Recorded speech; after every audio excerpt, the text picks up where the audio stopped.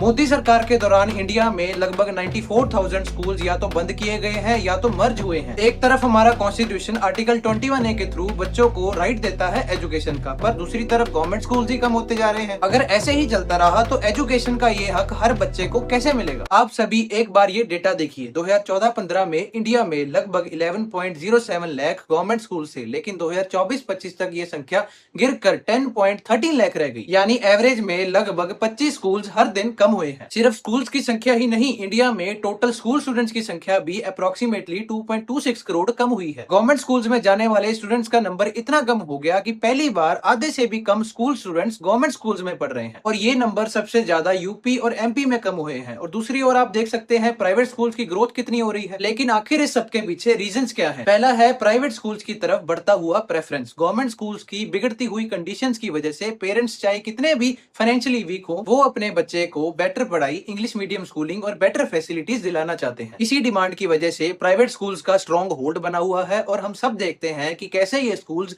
Lower middle class families को exploit भी करते हैं। दूसरा कारण है बच्चों की संख्या कम होना। इंडिया में बर्थ रेट डिक्लाइन हुआ है, इसलिए स्कूल में आने वाले बच्चे भी कम होते जा रहे हैं। तीसरा रीजन है स्कूल मर्जर। जब किसी स्कूल में स्टूडेंट्स बहुत कम रह जाते हैं तो 2 या 3 छोटे स्कूल्स को एक बड़े स्कूल में मर्ज किया जा सकता है। चौथा मेन रीजन है विलेजेस से सिटीज की तरफ माइग्रेशन। फैमिलीज जॉब्स, एजुकेशन और बेटर अपॉर्चुनिटीज के लिए विलेजेस को छोड़कर सिटीज की तरफ मूव होती जाती हैं। इससे जो विलेज के स्कूल्स हैं उनमें स्टूडेंट्स भी कम होते जाते हैं। अब देखो, कई गवर्नमेंट स्कूल्स ऐसे हैं जिनमें टीचर्स की बहुत ज्यादा कमी रहती है। कई बार तो सिर्फ एक टीचर होता है और हर सब्जेक्ट के लिए अलग अलग टीचर तो बहुत दूर की बात है। जब स्टूडेंट्स भी कम हो और टीचर और फैसिलिटीज भी पूरी ना हो तो गवर्नमेंट क्या करती है? मर्ज कर देती है स्कूल्स को। लेकिन मर्जर से पहले डिस्टेंस, ट्रांसपोर्ट और लोकल कंडीशंस को जरूर देखना चाहिए, खास करके हिली और ट्राइबल एरियाज में। राइट टू एजुकेशन एक्ट 2009 के अकॉर्डिंग प्राइमरी स्कूल 1 किलोमीटर और अपर प्राइमरी स्कूल 3 किलोमीटर के अंदर ही होना चाहिए। स्कूल मर्जर के बाद कुछ बच्चों को 4 से 6 किलोमीटर तक पैदल चलना पड़ रहा है, जो कि रूल्स के भी अगेंस्ट है। सिर्फ स्कूल्स को पेपर पर अवेलेबल कर देना इनफ नहीं है, बच्चा वहां सेफली पहुंच भी रहा है या नहीं ये भी जरूरी है। तो अब इस सबके सोल्यूशंस क्या हो सकते हैं? तो सबसे पहले अगर स्कूल को मर्ज करना है तो सेफ और फ्री ट्रांसपोर्टेशन